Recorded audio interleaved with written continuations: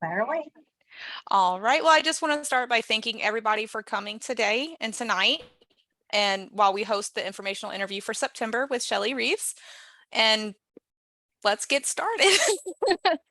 So Shelley, could you tell us a little bit about yourself and what is your role in your current job? Yeah. And first of all, thank you all so much for joining. I'm excited to speak to you all tonight. Many of you probably think I have an accent, so just try to overlook that. I have been a lifelong resident of West Tennessee, born and raised. I am a wife and a mom to three small boys. I say small, 11, 6, and 2. So a pretty wide range, but they definitely keep me busy, keep us on our toes. Lots of activities, sports, after hours, extracurriculars. So when you put all of that in with everything else, it is a lot to manage. I am a Salesforce consultant with a boutique consultancy, LevelUP CRM.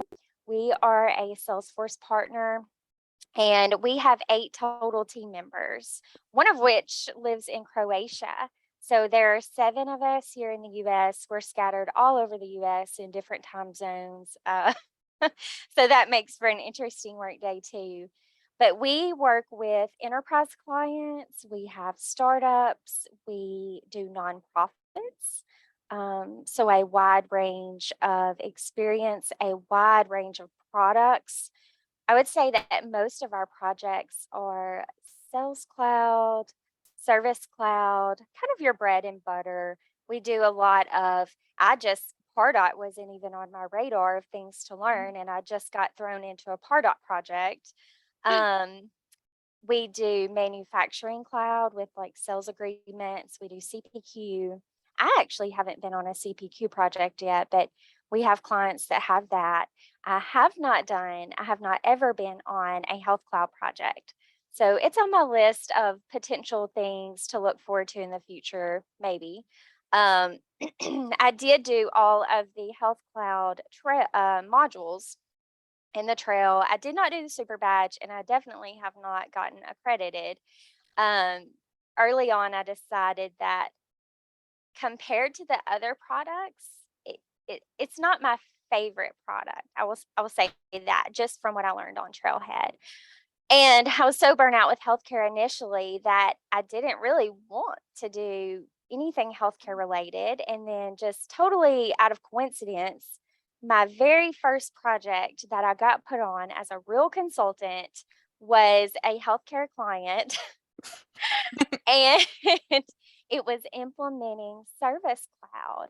They actually don't use Health Cloud at all, nor in that particular instance did my background have any effect on the whole process at all.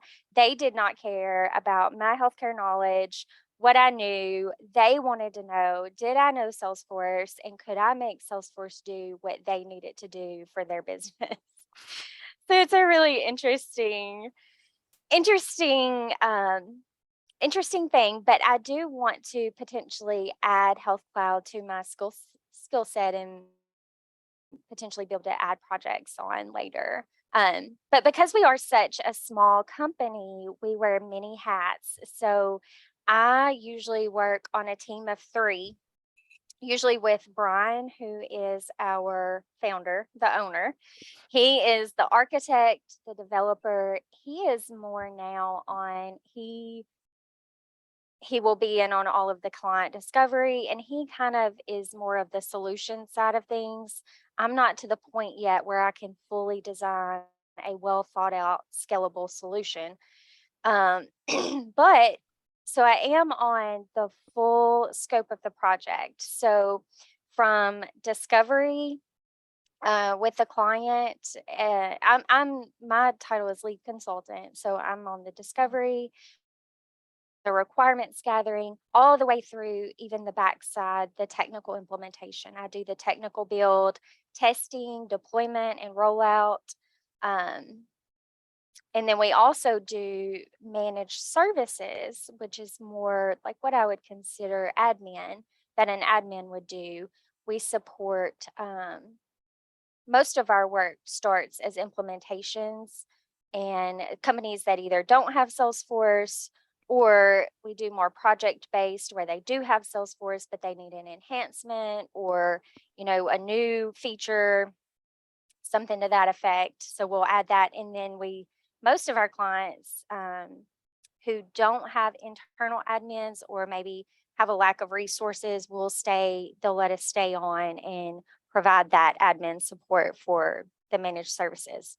So I say all of that to say it is really, really good experience being involved in the whole process, being a part of the functional and the technical, but it's a lot. And I felt sometimes I wondered if I would have been better off just starting out as an admin in one company on one org and learning that front to back. But I definitely, if I did do that, I definitely wouldn't be where I am right now.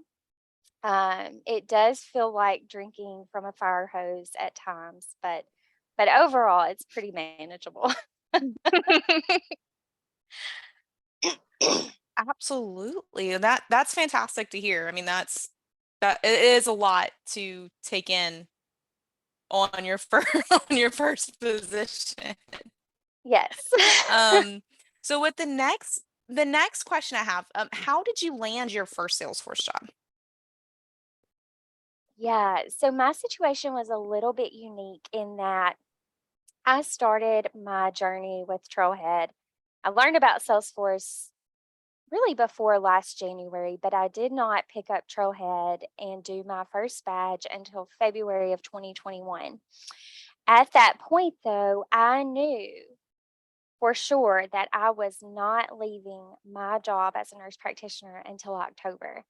And that was really more selfish on my part because I had been with the company. October was going to mark 3 years.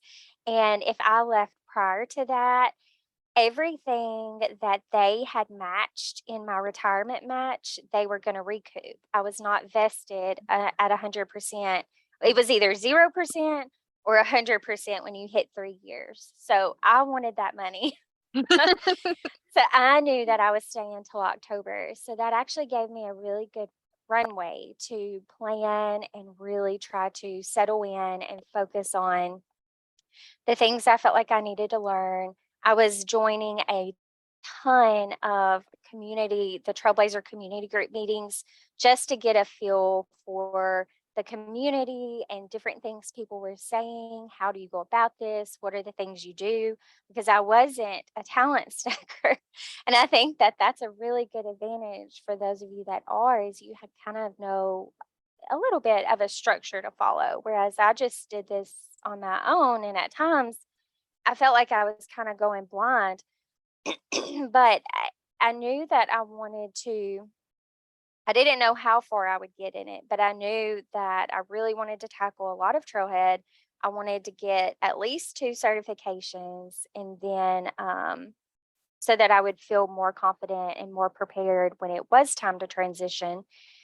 And then I didn't know how long it would actually take me to get a job once I was at that point where I was ready to transition. So I really having that runway really helped me prepare for that.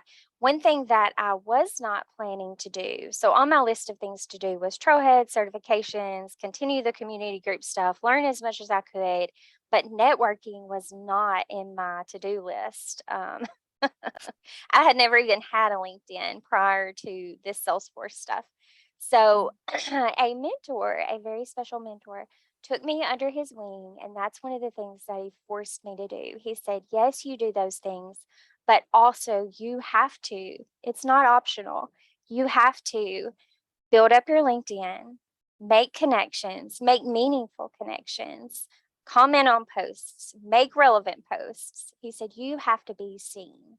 That's the way you're going to get noticed. So I started to do that. And shortly thereafter, and it's tough, right? Because what can you contribute? You're brand new.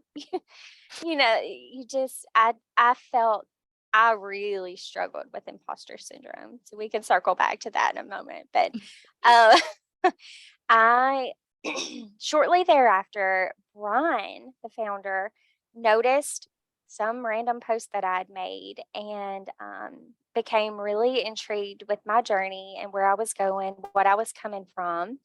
And we connected and we had a few meetings. And really at that point, he was more like a mentor to me, helping me along on my journey.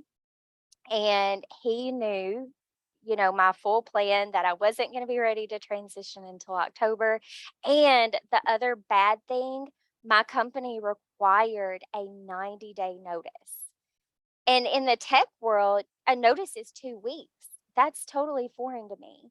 So it's like, who is going to work with me while I work out a 90-day notice with my current job? But Brian knew all of that. And then later on, he ended up kind of taking a back seat and he still followed my journey along.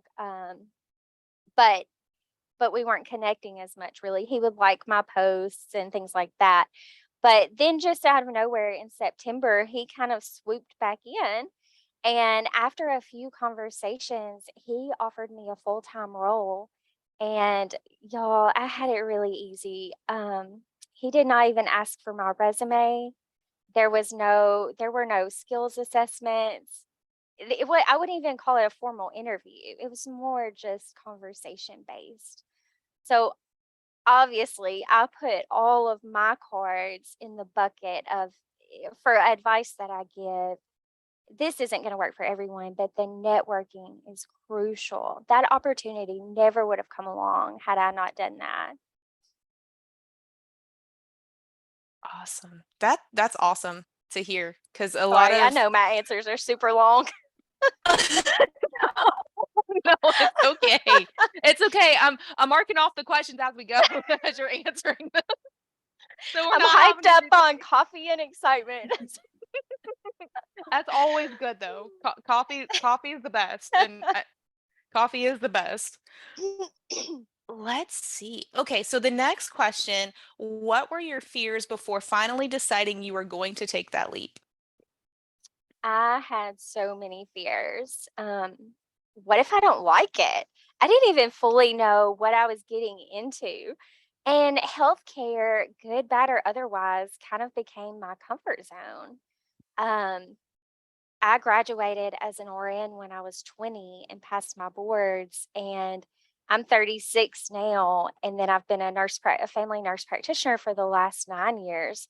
So healthcare is literally all I've ever known for my real career. I had some Sonic and Save a Lot days before that, but healthcare is all that I've known. So I was really scared. One, what if I'm not good at it? Two, what if I don't like it? Will I be able to find a job? Um, and my big one I struggled with, and I know better. You shouldn't care what people think, but one of my big ones was, what are people going to think? Because in our family, we're a strong healthcare background family. We have, besides me, we have 4 other nurse practitioners, one RN, one LPN, and one PTA, physical therapy assistant. And I could just hear them with me trying, this is not an easy thing to explain anyways. Mm-hmm. When you try to tell people what we do. So I could just hear them when I was thinking about telling them, that I don't want to be a nurse practitioner anymore, that I'm laying this down and picking this new thing up. And so those were some of my fears. I think it's you're not the only one having those fears.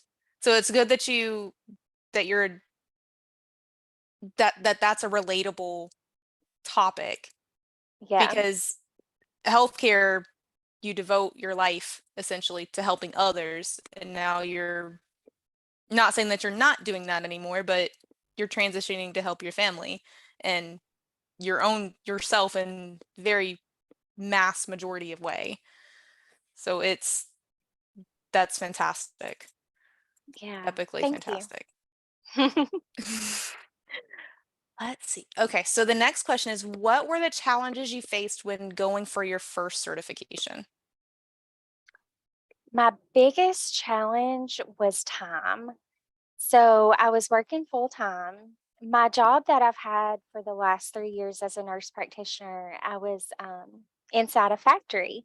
I was their nurse practitioner. So whatever they needed, urgent care, primary care, work related care, injuries, I did all of that.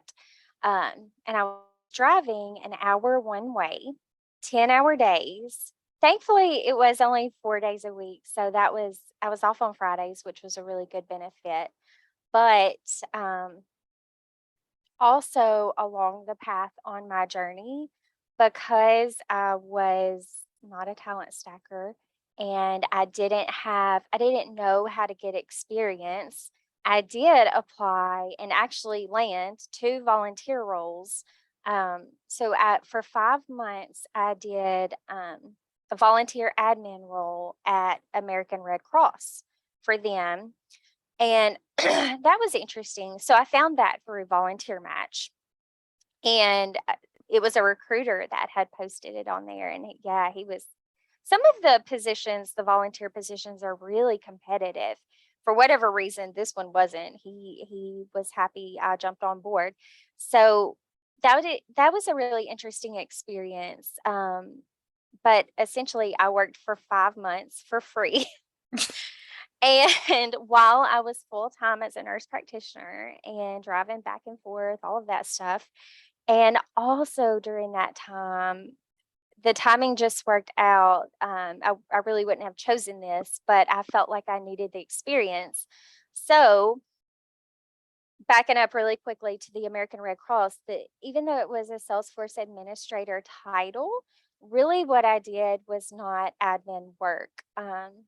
I did get to do some really cool reports and dashboards that was admin related, but more than anything, what they wanted was someone to help the VPs, the regional VPs, enter their data. And I did do that. I helped them enter a lot of data, but we're not even talking about data loader stuff, just more like manual data entry is what they needed. So I did a lot of that, some reports and dashboards. The instance, everything that I did was in Salesforce Classic. So, and as a real consultant, I have not done anything in Classic. So I wouldn't really even totally say that it was super beneficial, but I do think that it looked good on my experience. I think it helped me in that way. And then, so while I was doing that and working, through one of the Trailblazer community groups, the owner of Candor, which is another boutique consultancy, she really needed an intern. So I met with her shortly after, and she brought me on as an intern. I say intern, it's really more volunteer because I was a volunteer consultant for 3 months for free.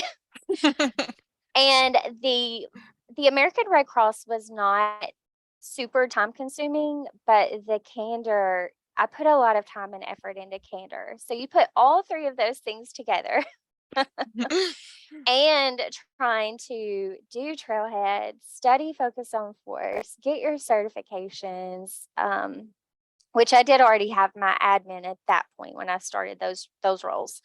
But you just put all that together, plus kids, plus family. It's a lot. So time was definitely the biggest obstacle. Um, just the admin trail mix alone is a beast. It took me forever to get through that thing. And when I was studying for the admin, I did the entire Focus on Force study guide for the admin, like front to back, read every word of it. And that's time consuming too. I did several practice exams. Um, I do have to tell y'all this. So, one of my obstacles, one of my challenges, I had never taken an online proctored exam where people are watching you. And I'm sure many of you know, if you've taken any Salesforce exam yet, the rules are really strict. It's like shoots my anxiety through the roof. And so it comes time for my admin exam, And I go lock myself in the bedroom and basically threaten my husband's life that he better take the kids away, distract them. Do not, do not bother me. I don't even want to hear y'all. Lo and behold, I am not even halfway into this exam, which was super hard, by the way. I would put it on up there with some of my nursing exams. Um, but halfway, not even halfway through this exam, my 6-year-old, well, 5 at the time, my 5-year-old busts into my room. I didn't lock the door because I thought I could trust my husband. He busts into the room, and at the time, his wiping skills were sketchy, and we were still having to help him. And he yells, "Mom, I've got to go poop." And I had tears like come into my eyes because I was so stressed. I did not take my eyes off of the screen. And because I was like, they're gonna shut this exam down. And you don't know what to expect. And I was thinking, is somebody gonna start talking to me? Are they going because they're watching you and they hear this. And I'm sure they're laughing in the background while I'm almost in tears. And I throw my hand out, never take my eyes off the screen. I said, "Go find your daddy." And they did not. It was you wouldn't have even known anything ever happened according to their end. But I was so distraught and so shaken up. I don't even know how I finished, but it took me every single second. I did make it through all of the questions, and I just started going back through them to review them, and it literally cut off on me, and I knew I had failed.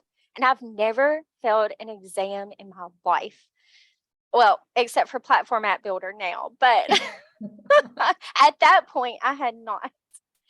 And it was just this traumatic ordeal, and I immediately started crying, and I passed. It wasn't even tears of joy though. It was just sheer relief. Relief that I survived it, that it was over, that I mean, just the whole thing.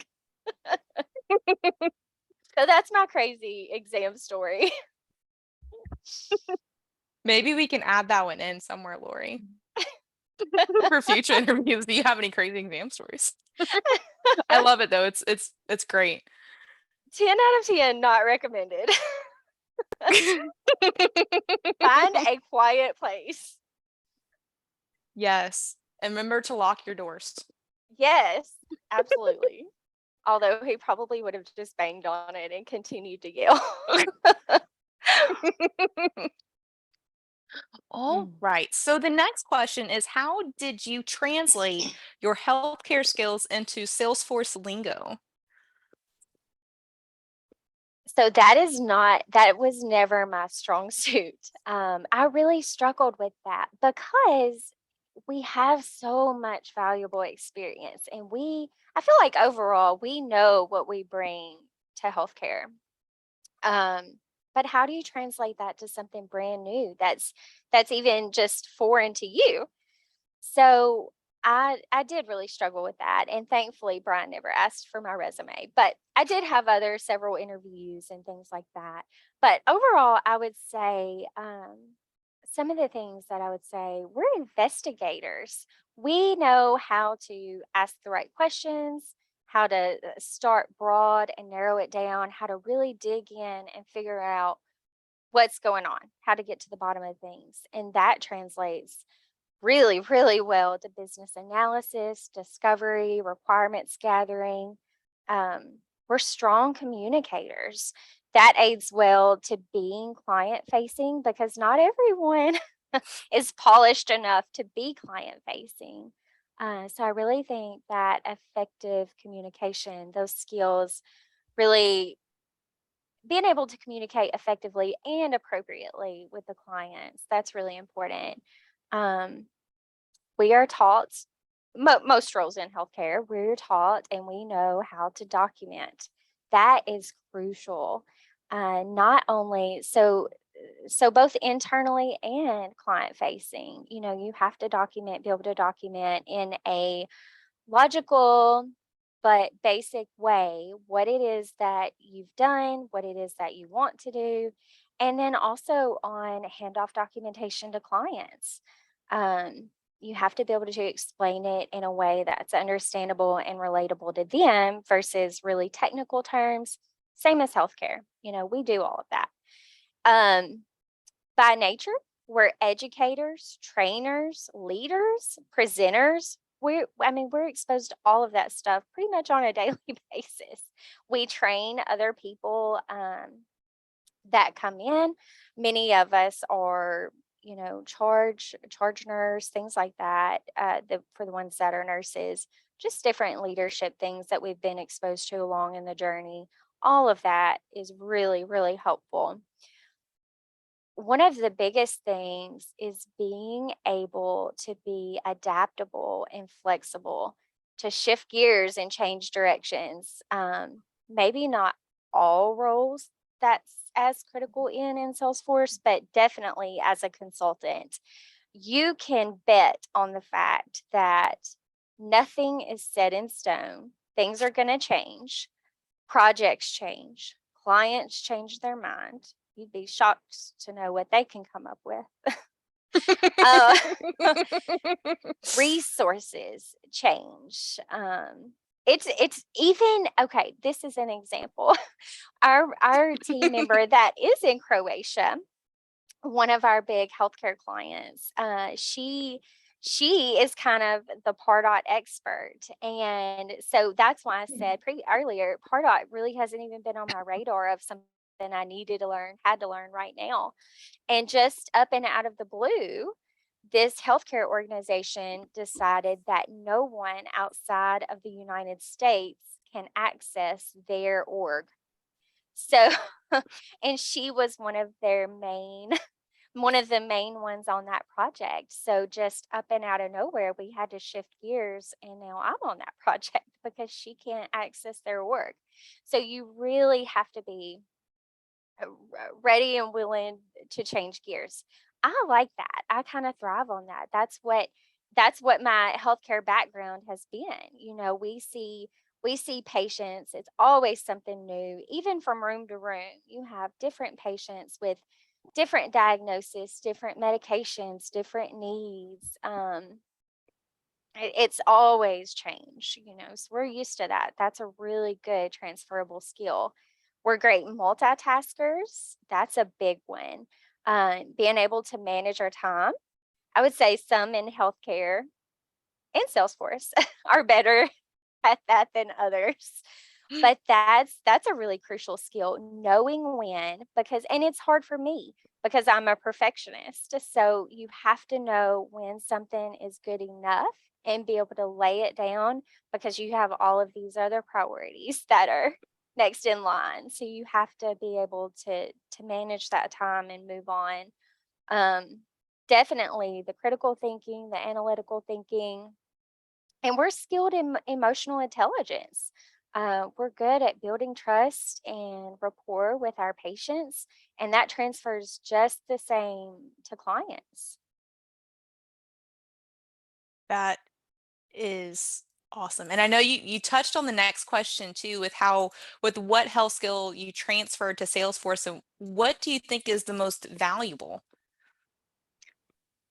Yeah, definitely for my role as a consultant, just the being able to be adaptable and flexible. But at the same time, because my particular role is, in some of the bigger consultancies, you may have segmented roles.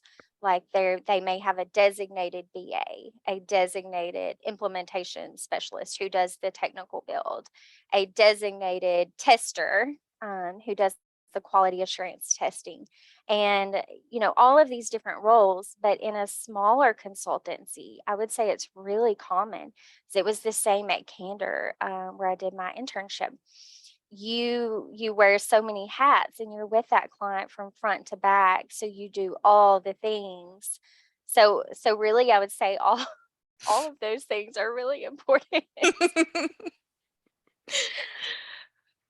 Oh, right. And I 100% agree. I think there's more transferable skills than we think are transferable Yes, until you actually start doing the work and you're like, oh, I've done this before, that's just in a right. different setting. A year ago, if you would have asked me this same question, I didn't fully realize how all of these things transferred or the importance of them. Understandable. Yes, 100%. So the next question is, are you working remotely, in office, hybrid, and do you have flexibility, part-time or full-time? Yes. So my job is 100% remote. Brian is very, it's kind of like we're one big family. He is very keen on us getting together for team meetings, which I really love. Um, it's kind of good to get away. At first, I was a little bit hesitant because one of the whole reasons that I wanted to get out of healthcare was because, as most of us know, most roles in healthcare are not flexible at all. Mine weren't. I was an hour away. I couldn't do anything. I couldn't take my kids to school. I couldn't pick them up. If they had a program, I missed it unless I took the whole day off. There was no eating lunch with them. Even like some after school activities, I was missing out on that. I was getting home late. So then thankfully, my husband like cooked supper and stuff because I wasn't around to do that. So part of one of my whole reasons for wanting to leave healthcare was to gain a better family life, more flexibility, and less stress overall. So, one of my non negotiables was that I really wanted a job that was 100% remote. So, I did have a little hesitancy when Brian started talking about us having these team meetings, get togethers, and it's no set place. Like I've been to Dallas. We're going to Dreamforce next week. I think we're all going as a team. So nope, we did go to Chicago. So Dreamforce will be our third team get together. Which is super awesome, by the way. But I had a little bit of hesitancy there, but after our first one, I really realized and picked up the value in that. It is so different working remotely. And we also have a very laid back company culture where Brian does not require us to be on camera, which for me is a good thing because, meetings are draining anyways. And if you're always having to be on camera, that takes a lot out of you. But if you're not on camera, then you can kind of multitask and you can get other things done. But it has its drawbacks too, because we're not always on camera. I do think we lose some of that connection, and it is totally different when you get to meet them and spend a week with them and do work things, but also do fun things. So he won me over. I'm totally on board with that now. And I would also say that having a flexible work day was really important to me. So I would encourage everyone, one of the things that I did early on was make a list of attributes that I was looking for in a company and have a list of non-negotiables, and then like things you're not willing to negotiate on, but then also things that are negotiable but nice to haves.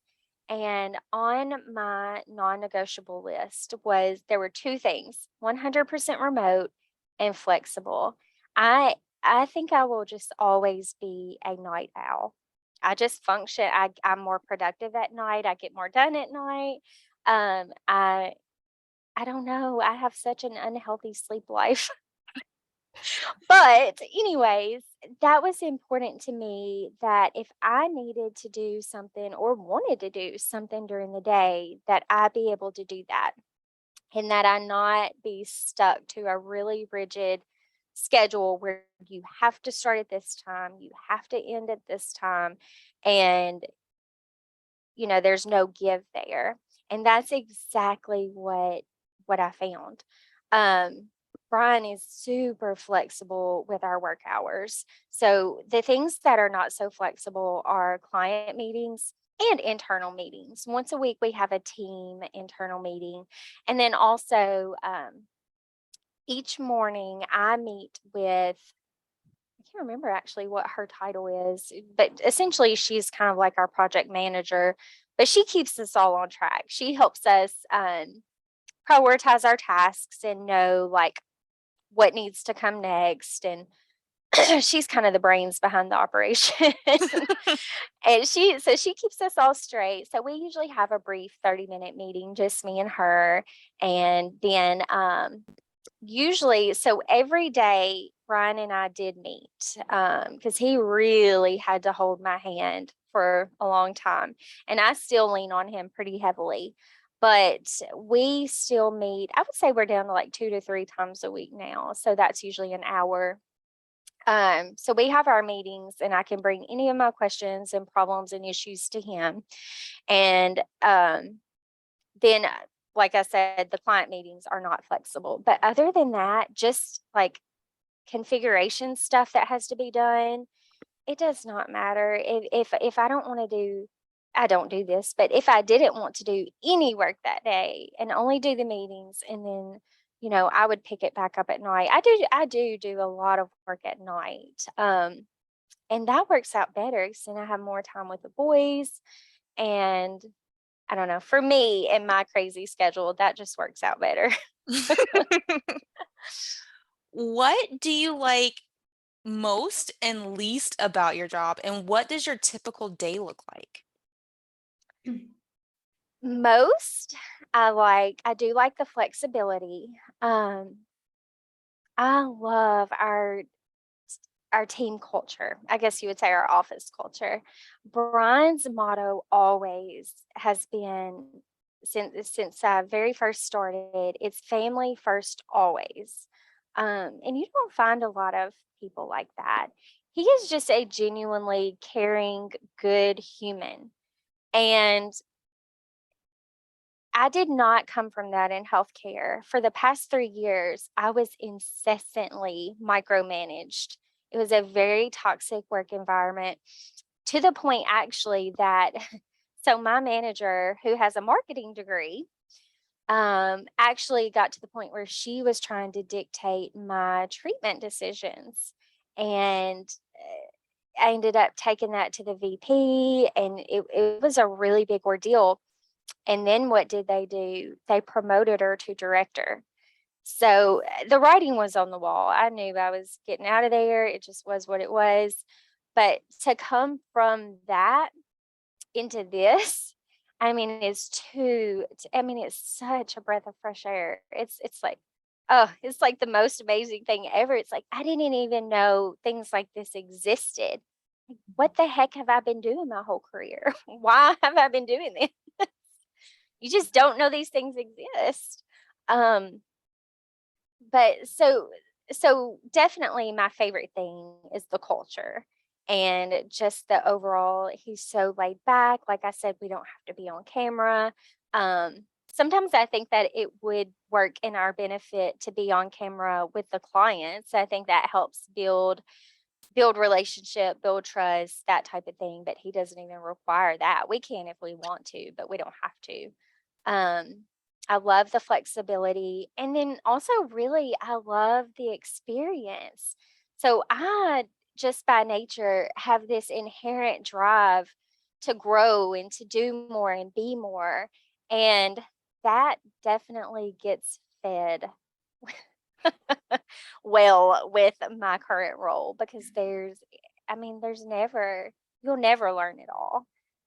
It's a never ending thing. So I love the wide variety of things that I'm exposed to, what all I get to learn, and that he's willing to continue to pour into my ongoing training, education, and that type of thing.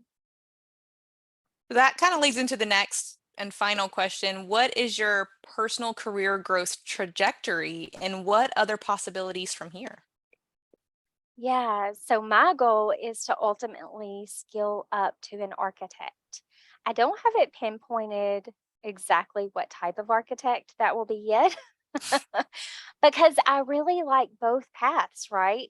And the functional and the technical. I love working with the clients, but I also love the technical configuration. And it's much the same as if you go into a bigger organization, those roles are going to be very segmented. Um, as far as even your architects, you're going to have ones that only design solutions. You're going to have ones that are only technically faced.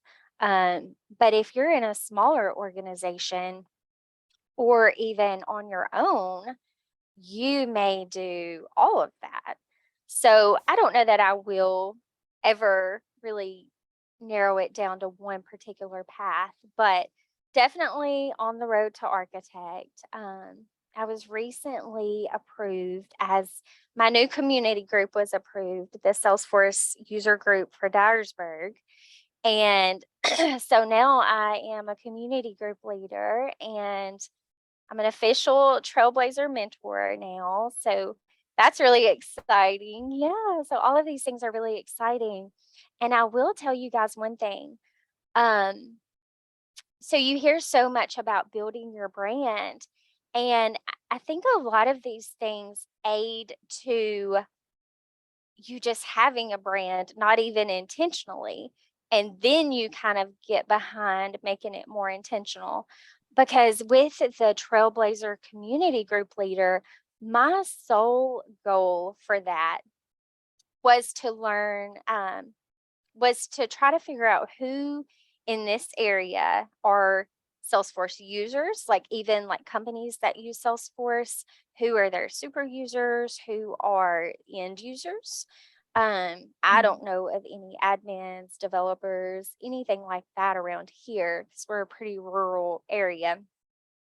But my goal was just to find people to be able to connect with face to face, sit down and have coffee and talk about Salesforce. Like, that's all I want.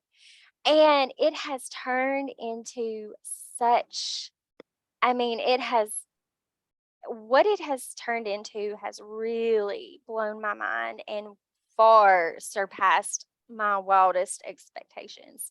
Because once you're a community group leader, I didn't know this, but you're put into these well, you're in a Slack group with all of the other community group leaders. Well, who are those? Those are really influential, powerful people in this space, and they're right at your fingertips.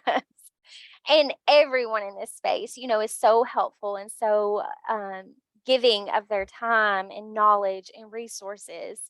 And just the exposure alone that it's brought has really, like, I had a meeting today earlier with Eric Dreschfield, and he's an MVP and, you know, all of these things. And we were talking about him presenting at for a session for my community group. And it's just, I don't know, it's turned into this whole thing that I didn't foresee or expect, but am so excited about.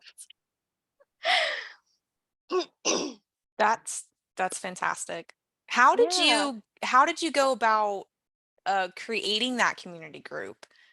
How did you get it organized and set up and all that Yes. good stuff? So actually, you just apply through Trailhead. They have so many things you have to tick off their list. Like there's a whole trail mix you have to do. You have to answer. You have to answer out a bunch of interview questions about why you want the group, what the purpose is, what are your first 3 locations that you foresee having meetings? Who are some of the presenters you're considering? What are some of the topics you're considering? All of these things, and they really vet those and then either approve it or don't approve it. And I waited for, I'd say, almost 2 months before I ever heard an answer. Oh, right. I mean, that's cool though, because I've thought about doing it myself. I don't think there's actually a local one um near me. Um How Yeah. fast did you find members? Do what, Lori? I'm sorry, I missed that. How fast did you find members to join your? Oh, okay. So that's a roadblock. So people from after I posted it on LinkedIn, okay, so backing up a little bit, I did realize very, very quickly that I cannot find anyone in this area. I don't even know I don't know what companies use Salesforce. So I've tried some different LinkedIn search strategies. And then I thought, well, I will connect with the local AE, the account executive who works this area, and we have a common goal. You know, they want to service their customers. I want to help their customers. So, and then I hit the roadblock of I can't figure out who the local AE is or anyone that can get me that information. I actually last week chatted real actual Salesforce and was asking them, and they like shut me off and disconnected right after I told them the why. So they don't give out that information for that purpose. And we have Trailblazer Community Group Leader office hours, and the so it's actual people that work at Trailhead that run those meetings. And one of them was supposed to get me that information. So maybe I can circle back with him, but he never did. So I'm wondering if it's a no-go. So I considered that as an avenue.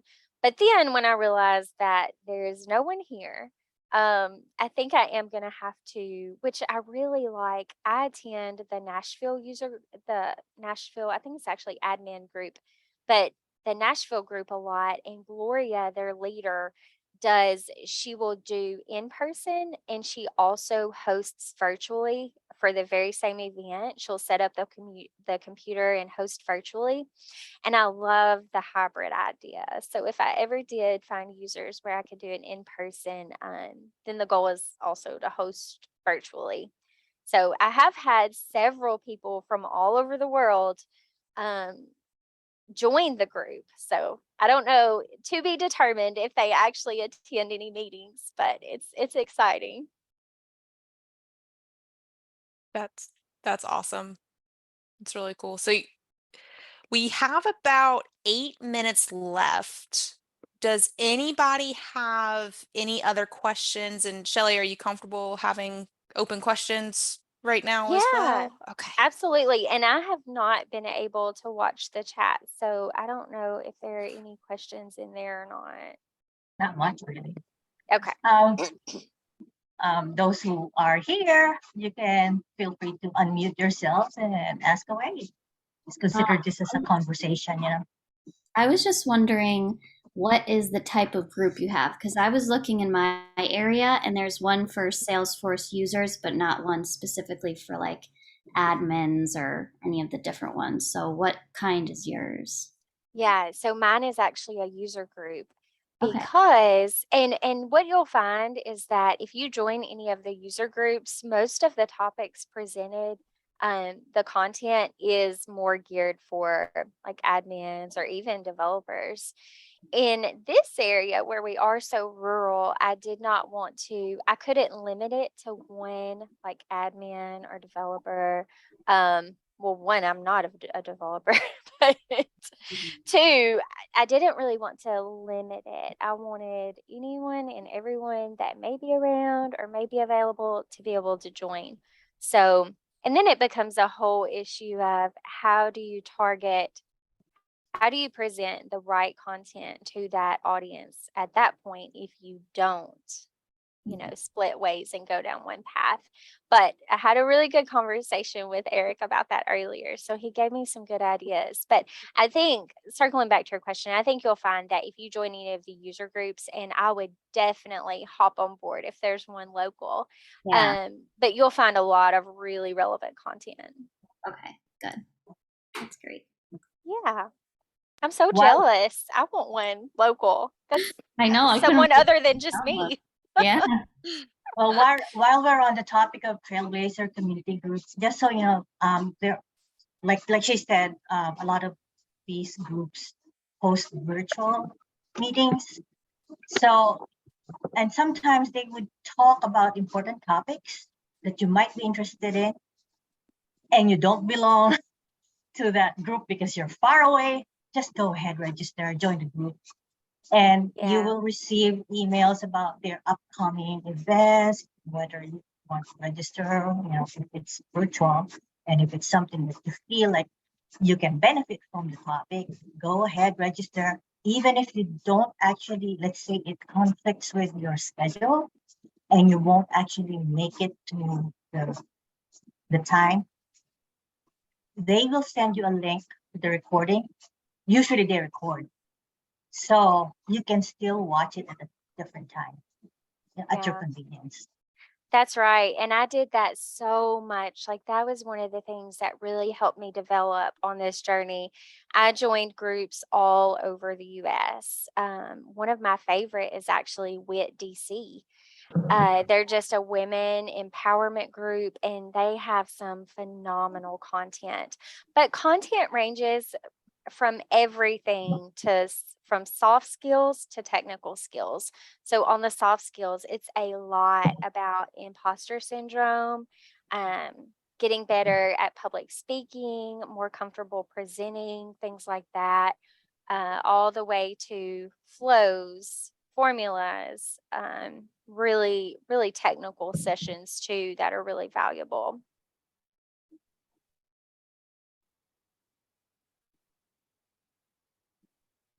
I'm typing a post here on our LinkedIn group so that I can ask the RAD women members if they know if men can join. Oh, I know so at least 2 of them in our group who belong to that. yeah, so Maybe I going just through or got done. yeah, I just got accepted, but I haven't started yet. Mine Congrats. yes, thank you. I'm like super terrified because I don't have a technical background. I definitely don't know how to code. But it's exciting. Mine starts October 9th, but I don't think any men are accepted.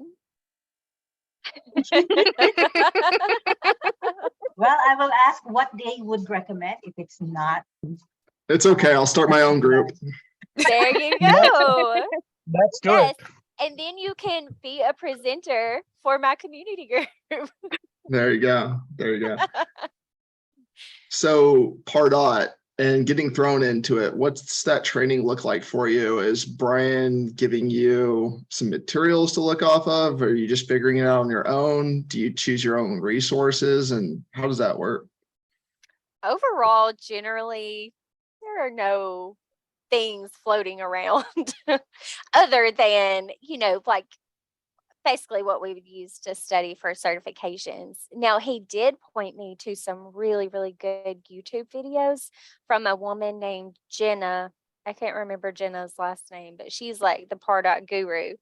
And her videos have been really helpful. But even though our internal person that lives in Croatia and can no longer access the org, we can still work together. So she can still help me. She just can't officially log into their org. So she's been a really helpful resource also.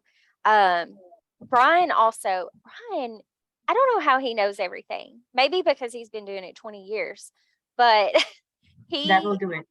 he is such a knowledgeable resource. It like blows my mind. So he's been really, really helpful too. And like I said, he holds my hand on a lot of things. But then there also is a fair amount of things you figure out trial by error. Google is your friend. Is it Dr. Google Yeah. for Salesforce? So there is a certain amount that you have to take responsibility and initiative. So a lot of it's about initiative to not just constantly ask, how do I do this? How do I do this? But really go and be able to find those things and take some of it on yourself too. But I love Pardot. So it's been I've looked at some of the Circante resources. We're going to meet up with them at Dreamforce, so I'm excited about that. They've got some really good resources out. It's interesting. Yeah. Maybe Pardot will be my next cert. Tell me about a Um, time when you ran into native platform limitations. You got into it and maybe you ran into a brick wall where you needed a developer at some point. Have you ever had that experience yet? We don't have a developer on our team. Brian is our developer. And we work so closely anyways. Like recently we did have something that was going to have to be a lightning. We were going to do it with just a screen flow at first, but then it wasn't really working out. It wasn't just quite the level of functionality that we needed it to be. So it ended up needing to be a lightning web component. Well, none of us know lightning web components. So Brian did have to take that one all on his own and do that one because there wasn't time at that moment in time, he didn't have time to train me on that. That's a pretty big lift. So he took that one and went off and did it. But so we have him as a resource for things like that, any roadblocks that we hit. But hopefully in the future, I'll be able to do that.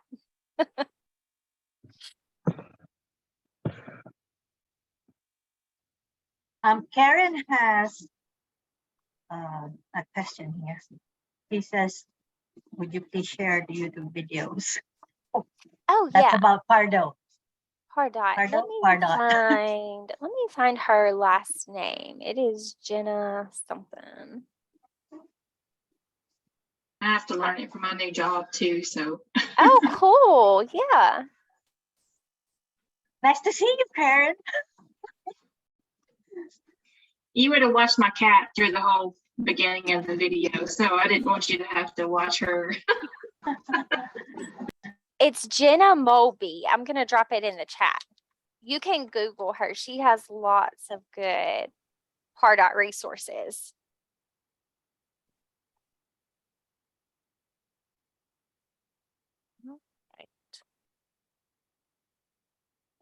If you work for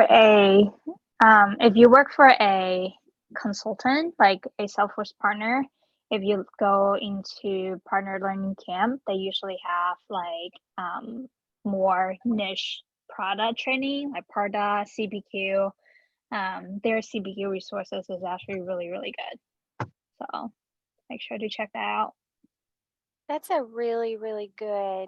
Nice to Thank know you for you. bringing that up. I don't lean on that enough at all, and I should. Yeah, their CPQ training is like pretty much the only reason that I passed CPQ. Oh, wow. Cool. Yeah. Yeah, jot that Thank down. you for sharing that, Dee. Yeah. I actually have a question.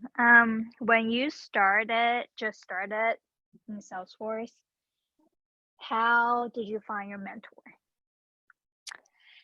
So it wasn't a community group leader meeting, but it was, I don't know if you're familiar with SheForce Wit. So it's another women empowerment, women in technology group. They were one of my groups that I latched onto early on, and they're a global group as well. The founder lives in Boston, and I don't know, the founder and I, for whatever reason, his name is Akalish, we just really hit it off. And as far as Salesforce related, and he just took me under his wing.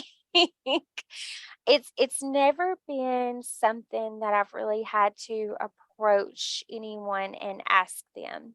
Although as I continue to skill up and am looking for different mentors in different ways and on different levels, that is something I've considered. So how do you best do that without just asking and taking from a relationship, also being able to offer something to give in return? So that's something I'm still exploring too. Yeah, that's something that I struggle with because I mean I'm I'm 2 years in to like the Salesforce system now, but I feel like a lot of time I struggle to find a good mentor. Like my current mentor is like my current boss, and she's like amazing Yeah. at like helping people to advance their career. But something that I personally I really struggle with is finding someone who like you feel comfortable talking to, and also who actually care about helping you to basically grow your career, helping you to work on skills that you don't have. And I feel like it is a common struggle for a lot of people. So I was curious about your experience. I know your mentor made a huge impact on you, and I totally agree Yeah. that for anyone starting out, you should totally build your brand. I am just starting trying to build my brand, and I definitely regret not doing that sooner. So, Yeah, definitely. And what you're saying is right on point. It's tough. So my current philosophy and method is, because I am wanting to skill up to be an architect, all of these new the architect the official architect path is pretty new, is relatively new within Salesforce, where they've actually acknowledged that as a path. So they have all of these brand new architect community groups that are popping up all over. So I have made it a point to join those, and I'm really trying to connect with people that are leaders in that realm. And I'm looking for someone who might be good, like you're talking about, caring, involved, all of those things. Someone who might be good to latch onto. They're definitely out there. So many people are willing to give of their time and their resources. And we're not always comfortable asking for assistance or help, but those people are out there. And I think surrounding yourself with people that on the path that you're looking to go down is really important too. So that's my current method. I'm hoping to find some really good ones that way. and I steal your idea and then go join some architect community group. There you go.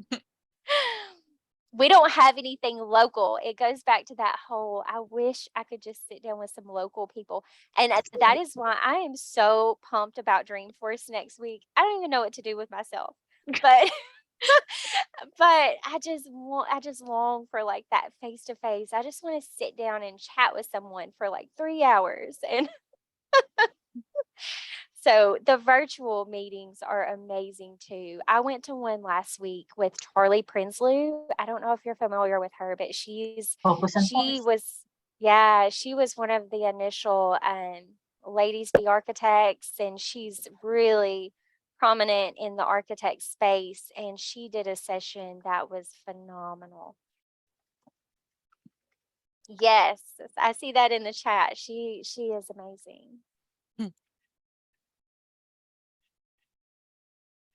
I am Googling her right now, literally.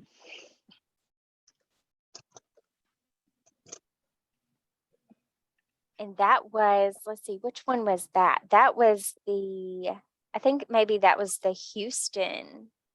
I think maybe that was the Houston architect group, because most of these are still virtual now. So you can just join from anywhere, and they're just getting going. So they're happy to have people. They're happy to have people join.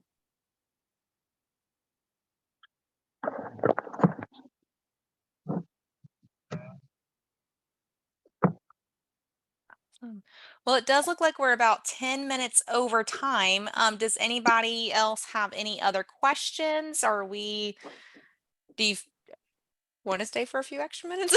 Anybody has questions, or how are we feeling? I want to pet that kitty's tail. I want a cat. My husband is anti-cats. We were not cats, and now we have 3. So That's a lot already for me. I love it. I love it. Can I just borrow that cat to get rid of some of the gophers and moles that we've been having in right now? Oh my God, we have a rat inside the house right now who's eating some of my homemade soaps. Oh, We have three cats. oh no. They're The scared of cats the aren't doing rat. their job. And we've been trying several traps and whatnot, and we haven't won the battle. Oh my goodness. Oh, geez. All right.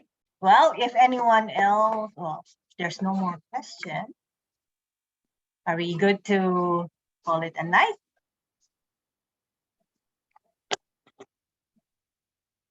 All right.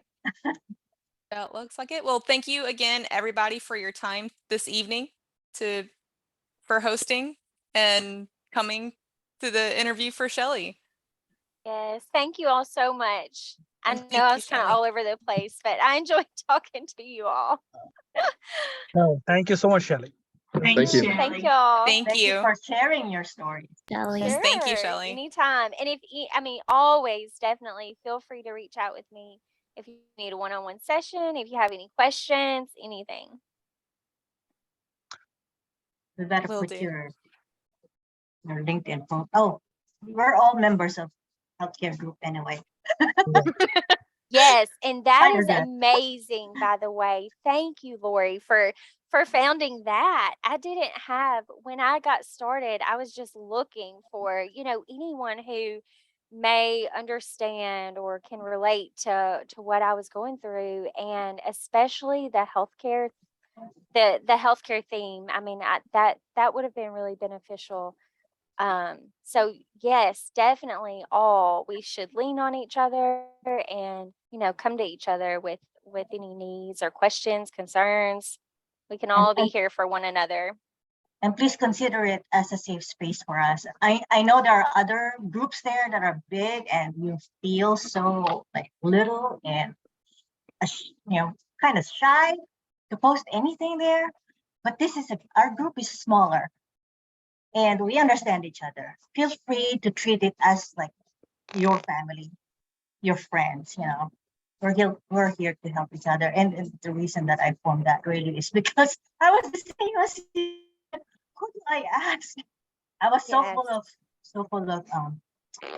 indecision and doubts about my decision to transition. But when I finally found it's all right.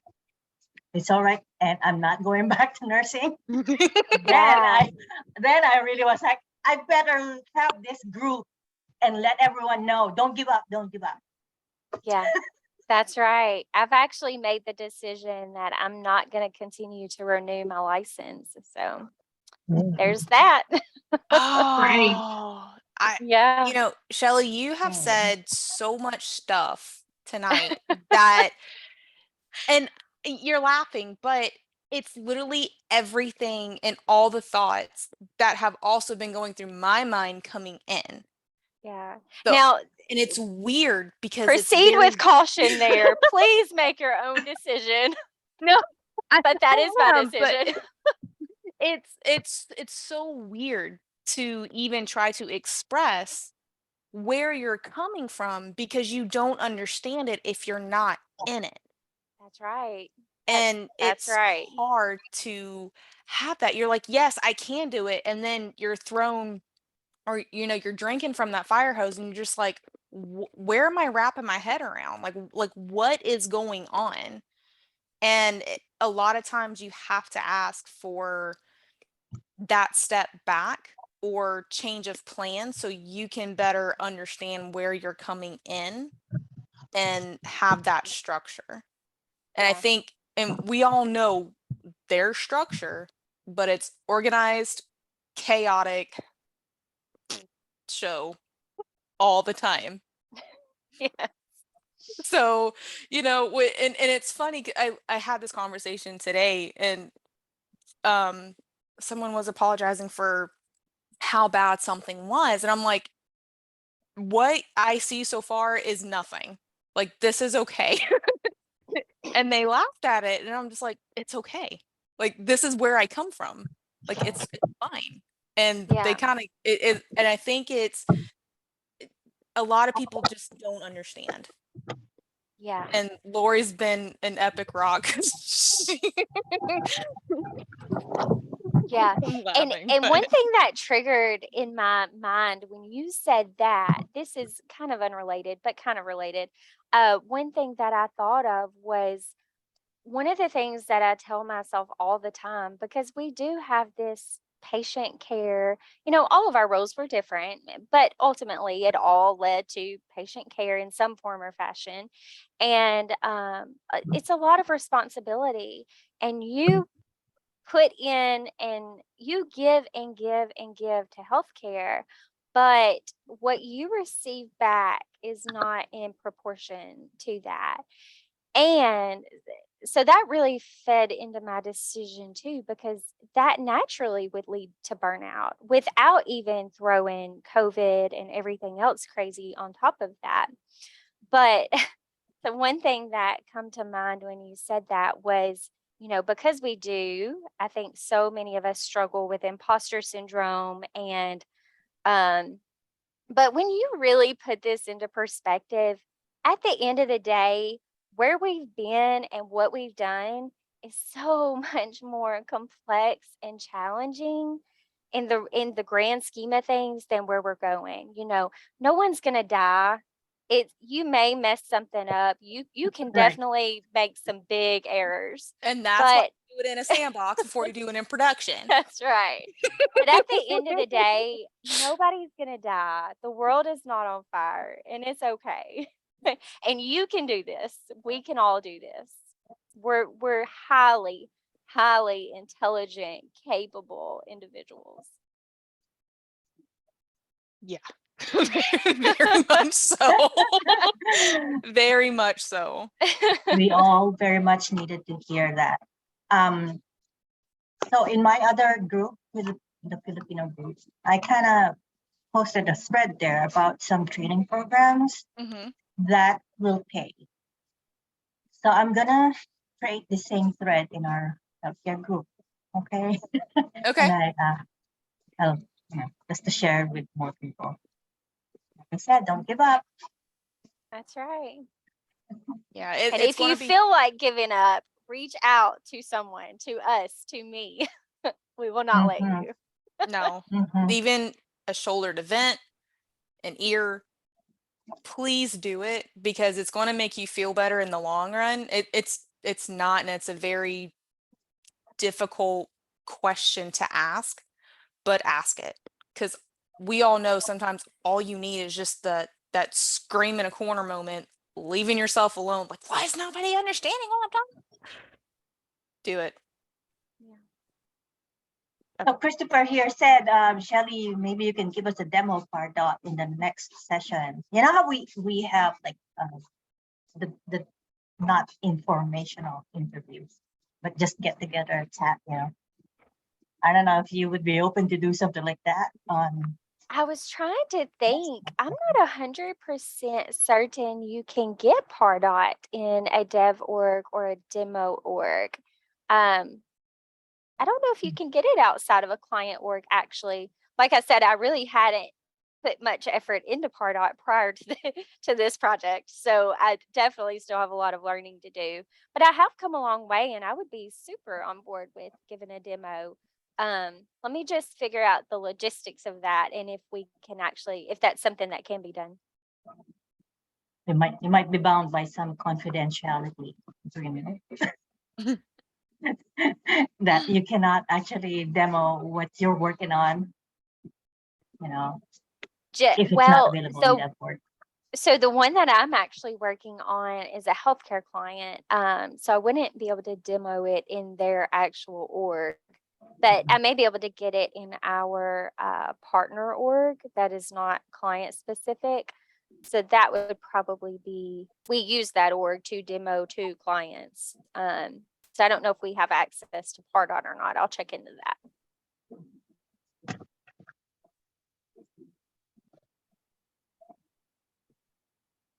Oh, I see Jared's comments.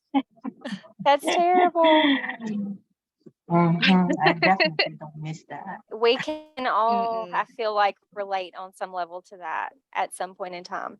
Yeah. Yeah, I think the only time that that would ever occur in Salesforce world is if with something pertaining to go live, whether it's, you know, the day of go live or everything leading up to go live, but it definitely shouldn't be 4 hours. Like, Well, I will I mean, say, from be my so, experience thus far. yeah, I will say there are many, many companies within the Salesforce ecosystem, within this space, that are not protective of your work-life balance. So I do know people that are with consultancies that are working 50, 60 hours a week every week, not just because there's some go live fire. I don't think they'll do that long term. I think they'll get burned out. But that definitely It happens. happens Yeah. So proceed with be with caution. selective when you can. I will say the market has shifted some since I got in. So I do think you have to give yourself a little bit of grace and also have a plan for landing that first role. To give yourself a little bit more time than you think it might take to land that first role. And you may not be able to be as selective. I almost tell people now, just take what you can get to get a little bit of experience. And I was kind of told that in healthcare, that's not a foreign theme. Take what you Right. can get to start out, build a little bit of experience, then you can be more selective as you move on. So Jared, in our company, there was actually one thing that happened over the weekend to one of the newer. I would say he was in the Salesforce Academy cohort late last year. So now he's doing some simple solutioning with the team. And apparently they deployed that and it turned out that it was messing up the org. And that happened Friday night. And their whole team worked on that to fix it ASAP. Oh, It no. happens, but Yeah. it's not often that way. But just be prepared. It can happen. It can happen, yeah. Hopefully that's not the norm wherever you do land. And And it's if it probably because, is, you should explore new options. plus he's not that experienced yet, I guess, with the deployment. I did not really understand the specifics of what he was talking about because I myself have not experienced deployment. But it had something to do with that. And our client is the VA, which is big. And I'm kind of getting the whole picture now that we are working on small projects here and there, until eventually, maybe the goal is to eventually replace everything VA related, VA healthcare related, health administration, to transfer everything to Salesforce. I think that's what we're doing. So what he was working on, small piece of that, small app. Mistakes Messed up the definitely whole thing. happen. Mhm. Yeah. Even with thorough testing, even in a sandbox, before you push it to prod, mistakes definitely happen. Matter of fact, you think about it, one of our clients, they got the Winter 23 release in production Monday. And you think about how smooth Salesforce itself has ironed out all of their processes. They're a well-oiled machine. They're releasing 3 times a year, big releases. And even, still there are errors, mostly regression errors, like things that break with other things that already live in production and they break because of that. But we just had a huge error that we could not figure out, and it ended up being that it was related to Monday's release, and it was a Salesforce error. So errors definitely happen, even in the big guns. Mm. All right. Well, it's 8:25 now. We don't want to get more of your time after this. So, any last word of advice? That's it. You've given all that you can think of as for advice. Any more questions that can be answered? I would say, because I think there are some pretty new people on here that, well, I don't know. Is there anyone on that has not, Jared, it doesn't sound like you have. Is there anyone else that has not landed their first job? I mean, Chris? I haven't landed a Salesforce job. I Okay, yeah, accepted right. like a temporary contracting, and that's okay. I mean, it was a very happy accident to be part of, the #1 financial technology company in the world. But I'm looking for like legit Salesforce admin job. Yeah. Okay, awesome. And I think some of you are definitely talent stackers and have that network and structure to lean on too. But definitely some of the tactical things that I would recommend to help you stand out just super quickly would be, so I never had recruiters just knocking down my inbox. And these people that talk about that, I don't even know where they come from. Maybe that's just a talent stacker thing, or all of these other influential programs. I don't know. I never had recruiters just trying to, but I did get some traction, and I could have done better also. And one thing that I would really, really encourage that I did not do, and I know Lori's big on this, so that's awesome. You should build a portfolio. I know you have 10,000 other things on your plate, but take the time and build a portfolio showcasing your skills and everything that's awesome about you. And do that on Experience Cloud. I know there are a lot of other really cool platforms to do that on. Use Salesforce to do that. It serves as like, it's a double win. And if you can demo it, that is awesome. People like flock to demos.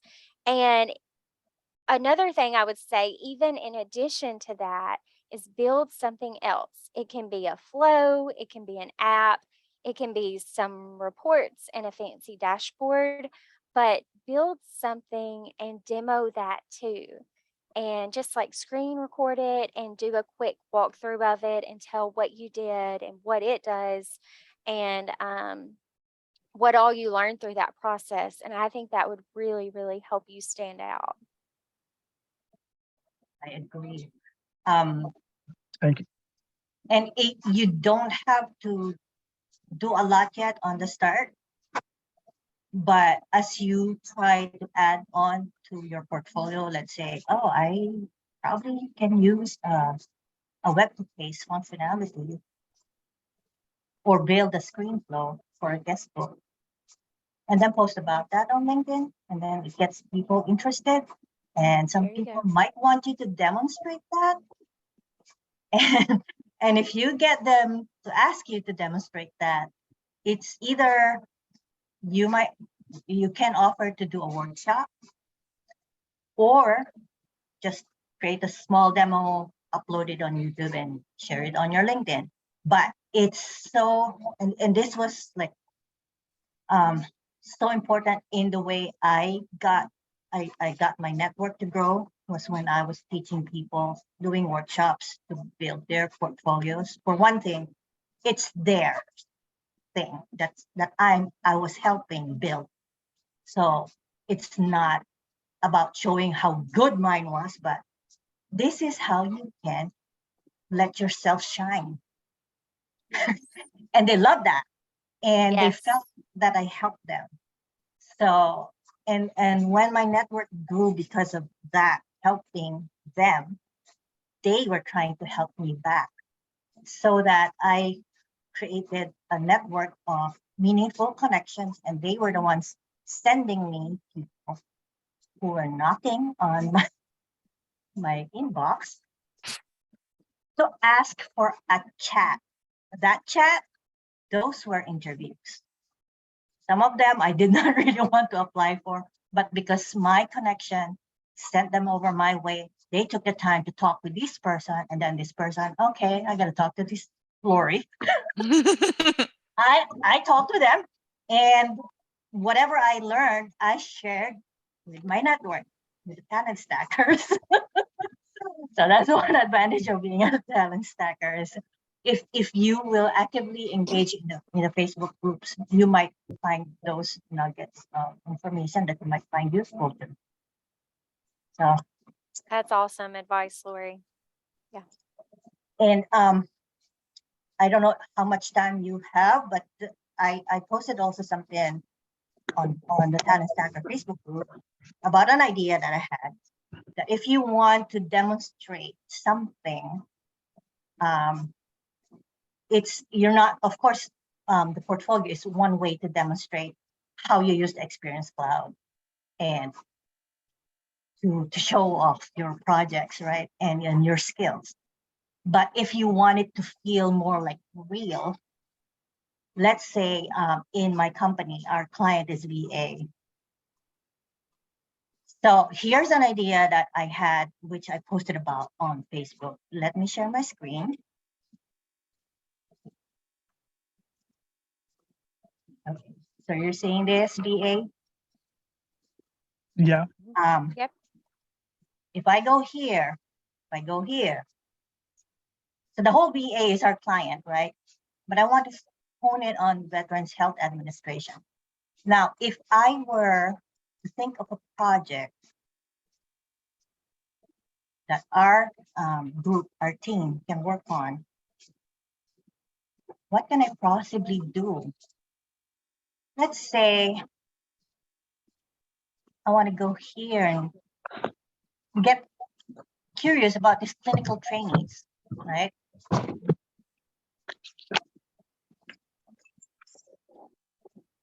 So this is a training program that apparently VA has to increase the number of health professionals serving the VA. And I click on the nursing because I'm a nurse. I was a nurse.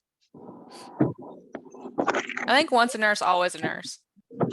No matter how or any portion of healthcare you Okay. came out from, once you're there, you're it. So, and I don't know if we have people here who try to apply for this one, right? This is where they want you to look for a program, residency program that's near you, and it leads you to essentially this, a map. And then you can look for what program, let's say post-BS and in Maine, where I am. So do you see how you can probably think of how can I translate this to Salesforce? So that's a way to demonstrate, right? If you can build in your org a website, a mock website that copies this, give it a different name. And then say something like, oh, I can put a flow, a screen flow that will have this this pick list, right? So build that. And it doesn't have to be like so elaborate. Just show that you have this capacity to look at possibly streamlining the process. So as you can see here, if you have any questions about the nursing training program, please contact, and you will see an email. And this is, it gives me a way to email them, nothing else, right?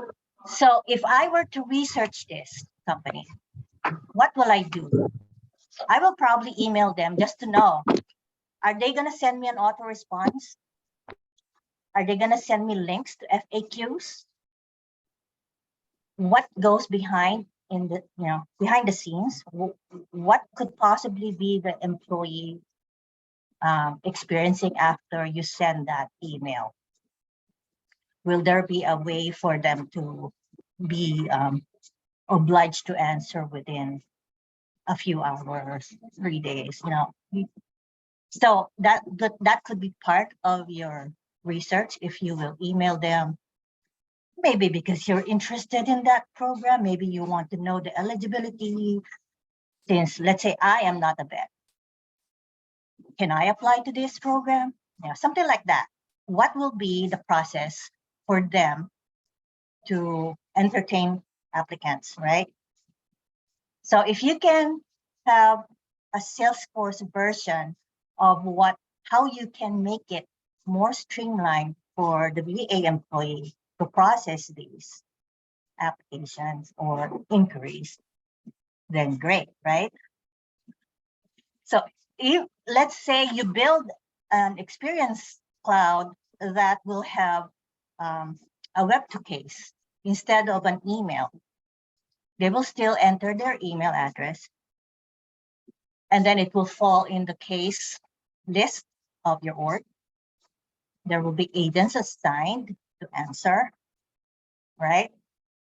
It may be territorial who the agent will be that will answer you, right? So with those, you can imagine already how you can probably build your Salesforce org if you were to redo this web page and the process that goes on with this program. And then you can demo that to potential employers. And how awesome would that be to be able to show a potential employer this real site, but then the redo, the even better version that you've done? I never would have thought of anything like this. That would be so, I mean, you would, if they didn't hire you for that job, there's something wrong with them. Well, it can also be like if you get to the point that you're gonna be interviewed, but you haven't built anything, you can talk about such things and just, you know, show them, let's say a website of their client. I can think of ways to improve this, and just talk about, you know, web to case, routing, agents, queues, etc., email to case escalation. They will understand what you're talking about, and they will know that you have some idea of what functionality of Salesforce you can actually use for this particular use case.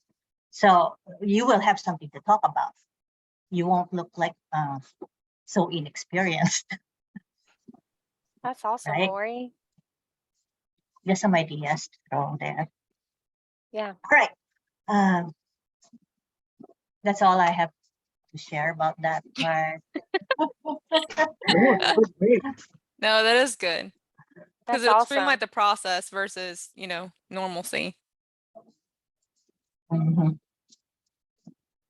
Okay. Getting late.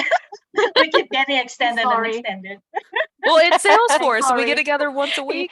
once a month. Exactly. Don't leave it up to me because I can keep going and going. I'm on PTO right now, so I'm on staycation, and I'm okay to stay late tonight. But we do need to eat our dinner. So Yes. I've Wait. been wondering, I don't know what version of Zoom this is. I was actually wondering if it's going to just cut off at some point. I have the paid plan, so we're not gonna get kicked out of here. That's good. Although I'm limited to 100 participants, I believe. Gotcha. Okay. But yeah, it's been a great session. Thank y'all definitely so learned much. a lot. Does anyone else Thank have you. any questions before we go? All right. For real now. Have a good night. Have a good weekend. Thank you. Thank Bye. y'all. Thank you, everybody. Thanks, Lori, for setting it Bye. up. Bye. Bye-bye. Bye-bye.